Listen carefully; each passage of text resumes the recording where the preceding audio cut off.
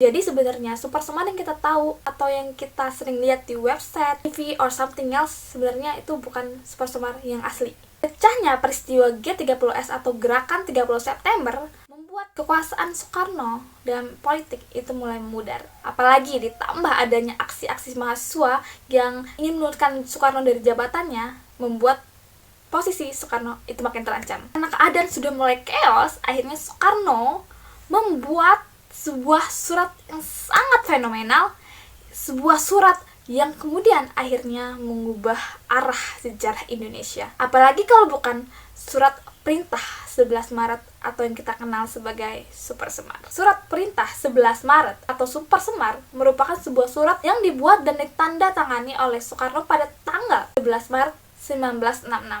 Isi dari Super Semar itu sendiri yaitu tentang pengambil alihan kekuasaan dari Soekarno ke Soeharto. Itu dalam buku sejarah. Ternyata mudah banget ya, kayak tinggal tentang aja gak sih? Tapi ternyata tidak semudah itu, kawan. Ternyata ada dramatisasi di dalam pembuatan Super Semar itu.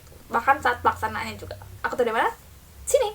Buku ini berjudul Misteri Super Semar, Di Manakah Super Semar Berada, karyanya A. Yusrianto Elga. Jadi buku ini merupakan sekumpulan wawancara atau saksi yang pada saat itu berada di Istana Bogor, di mana pembuatan Super Semar ini terjadi. Banyak sekali dramatisasi mengenai pembuatan Super Semar yang dirangkum di buku ini.